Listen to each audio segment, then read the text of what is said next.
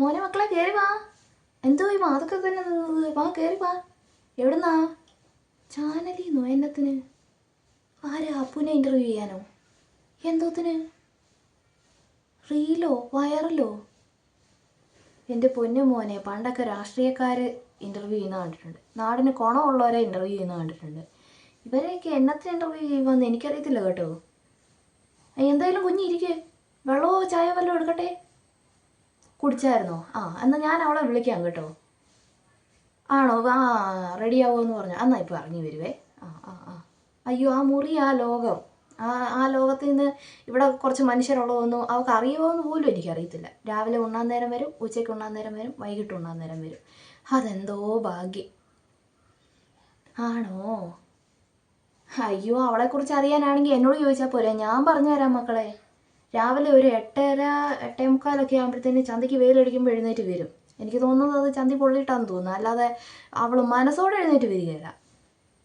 പിന്നെ വന്നു കഴിഞ്ഞാൽ പല്ല് തേച്ച് വല്ലതും കഴിച്ച് കഴിയുമ്പോഴത്തേന് ഇപ്പോഴത്തെ പിള്ളേരുടെ ഒരു ഹോബിയാണല്ലോ ഈ സ്കിൻ കെയറോ ഏതാണ്ട് രാവിലെ ഏതാണ്ടൊക്കെ വാരിത്തരുന്ന് തന്തയോട് പറഞ്ഞ് മോയ്സ്ചറൈസറോ സൺസ്ക്രീനോ ലിപ്സ്റ്റിക്കോ ഏതാണ്ടൊക്കെ വരുത്തി വെച്ചിട്ടുണ്ട്. അതെല്ലാം വാരി പൊത്തി വെച്ച് കുറച്ച് നേരം അവിടെ ആ ഹാളിലിരിക്കുന്നത് കാണാം കേട്ടോ. അത് കഴിഞ്ഞ് വെച്ച് പിന്നെ ഫോൺ എടുത്ത് വെച്ച് കുറച്ച് നേരം പിന്നെ ഒന്നുകൂടെ തോണ്ടി കഴിയുമ്പോഴത്തേന് എന്തെങ്കിലുമൊക്കെ തോന്നുമല്ലോ അവൾക്ക്. ഈ ഹലോ ഗൈസ് അങ്ങനെയൊക്കെ പറയുന്ന ഒരു പരിപാടിയില്ലേ, ആ പരിപാടി കുറച്ച് നേരം എന്തെങ്കിലുമൊക്കെ വീഡിയോ ഒക്കെ എടുത്തുകൊണ്ടിരിക്കുന്നത് കാണാം. അത് കഴിഞ്ഞേച്ച് ഉച്ചയ്ക്കത്തെ ഉണ്ട് കഴിഞ്ഞേച്ച് പിന്നെയും റൂമിൽ പോകും. തോണ്ടലാണ് കേട്ടോ. ഈ തോണ്ടി എങ്ങോട്ടാണ് പോകുന്നതെന്നും എനിക്കറിയത്തില്ല. ഇരുന്നിരുന്ന് നടു കഴിക്കുവോ കിടന്ന് നടു കഴിക്കുവോ ഒന്നും എനിക്കറിയത്തില്ല. എങ്ങനെയാ മക്കളെ ഈ ചന്തയ്ക്ക് വേര് വരാതെ നിങ്ങൾ ഇങ്ങനെ ഇരിക്കുന്നത്? എന്തോ പറയാനാ, പെണ്ണാണെന്നുള്ള വിചാരം അവക്കുമില്ല, അവളെ വളർത്തുന്ന തന്തയ്ക്കുമില്ല. മോളെ എന്തെങ്കിലും പറഞ്ഞു കഴിഞ്ഞാൽ തന്ത തലയിൽ കയറും, തന്തേനെ കൊണ്ട് ഒന്നും പറയാനും പറ്റത്തില്ല. എനിക്കറിയത്തില്ല ഇതൊക്കെ എന്തോ ചെയ്യുമെന്ന്. കുളിയുമില്ല, നനയുമില്ല, ഒന്നുമില്ല. സ്പ്രേ അടിക്കുക, പൗഡർ ഇടുക, പുതിയ ഉടുപ്പ് മേടിക്കുക. അത് പറഞ്ഞിട്ട് കാര്യമില്ല. ഉടുപ്പ്, പാൻറ്റിന് പാൻറ്റ്, ചുരിദാറിന് ചുരിദാർ. അയ്യോ, ഇങ്ങനെ മാറി ഇട്ടിട്ട് അതങ്ങോട്ടേലും ഊരിയിട്ടിട്ട് ഞാൻ തപ്പിപ്പോണം മോനെ. ഈ തള്ള ഈ വയസ്സാം കാലത്ത് തപ്പിപ്പോയി അത് കണ്ടുപിടിച്ചുകൊണ്ട് വന്ന് അലക്കി ഉണക്കി മടക്കി അലമാരിക്കകത്ത് വെച്ച് കൊടുത്തു കഴിഞ്ഞാൽ അവളത് എടുത്തിടും. അല്ലാതെ യാതൊരുവിധ കോണോ അവക്കില്ല. എൻ്റെ പൊന്നുമക്കളെ, ഇതൊക്കെ എന്തോ ഇൻ്റർവ്യൂ എടുക്കാനാ, എന്തോത്തിനാ കൂടുതൽ പറയുന്നേ? പാചകമോ അവക്കോ? മിക്കവാറും അവൾ പാചകം ചെയ്ത് കഴിഞ്ഞാൽ കഴിക്കുന്നവൻ പിന്നെ അവൾക്ക് ജാമ്യം എടുക്കാൻ ഞാൻ കോടതി കയറേണ്ടി വരും.